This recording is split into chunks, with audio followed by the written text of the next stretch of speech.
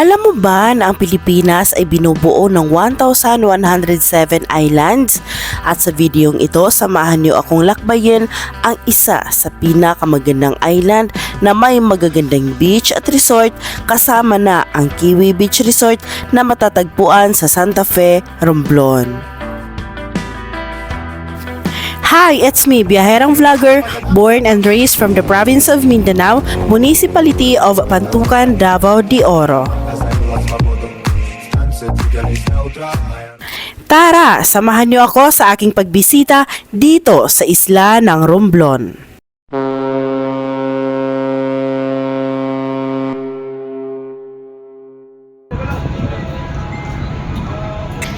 At makalipas ang 10 oras mula Lucena hanggang dito sa isla ng Romblon, finally guys, we are now here at the port of San Agustin, Romblon. Tanong, ilang oras ang biyahe? Kung ikaw ay manggagaling sa San Agustin, papunta ng Santa Fe, aabutin ka ng 3 hanggang 4 na oras. Nagdidepende yan kung gaano ka kabilis magpatakbo ng iyong sasakyan at kung anong sasakyan ang iyong dala. We are now welcome here at the Kiwi Resort. Tara, samahan niyo kami sa aming paglilibot dito sa pinakamagandang resort na aming binisita. No worry dahil free parking. Uy!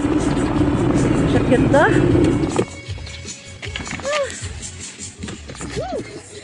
Okay, masasabi ko worth it naman. Mukhang mag-overnight kami. Hi guys, napaka worth it. Parang ang ganda ng beach, ang ganda ng resort. Ayan, di pa kami nakaikot. Wait lang. Hi! So eto na nga guys, andito na tayo ngayon sa compound ng Kiwi Beach Resort at alam ko na kung ano ang inyong katanungan. Magkano nga ba ang entrance dito? Guys, napaka-affordable dahil 25 pesos lang ang entrance fee. At para sa iba nyo pang katanungan, later tayo magkwentuhan dahil gusto ko pang maglibot after magbayad dito ng entrance fee. Ito nga pala ang kanilang paligid at ito ang kanilang floating cottage.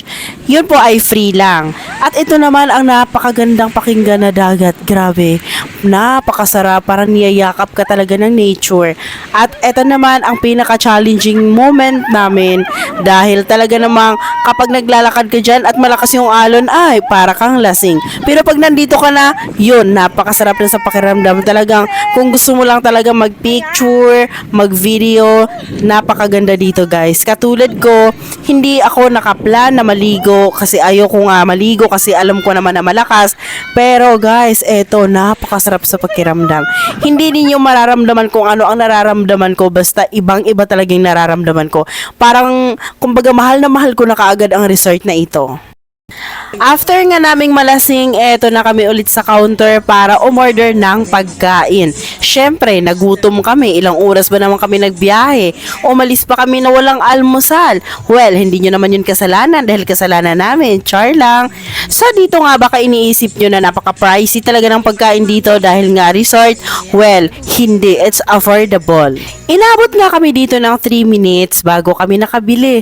At ang in-order nga namin dito ay sinigang na shrimp at 3 kanin. Take note, iba ang price ng kanin at iba naman ang price ng shrimp. At syempre, dahil nandito na rin naman kami, hindi namin pinalampas yung halo-halo at shake. OMG, it's 150. It's pricey pero napakasarap. Later, tingnan nyo kung ano ang aming pagkain. At dahil nga ramdam nila na gutom na kami, eto na, hindi na nga nila pinatagal at nakaserve na kaagad ang aming ulam. Syempre, babalikan pa ni ate ang aming kanin. At eto na kaagad si ate, damang-daman niya na kaagad yung gutom namin kaya hindi niya na pinatagal na i-deliver na ang kanin. 3 pa yan, it means I love you, char. By the way guys, napaka-smiling face ng mga crew dito kaya talagang kitang-kita mo yung kanilang pagmamahal sa kanilang customer. Dapat talaga ganyan kapag ikaw ay nagtatrabaho dito, hindi ka pwedeng pamangot-mangot, dapat lagi kang nakasmile like me. Char lang naman yun. By the way guys, let's eat na. Hindi ko na kaya, gutom na talaga talaga kami kaya wag yun natitingnan ang aming pagkain dahil napakatagal namin dito na tapos inabot kami ng 20 minutes. At let's go! Uwi na! So dito nga pala ay nag-prepare na kami dahil uuwi na nga dahil nga ito ay pahapon na. Tapos na ang saya, balik na sa problema, charot. So dito syempre naglagay muna ako ng aking paboritong sunscreen dahil napakainit, masusunog ang ating pangit na mukha.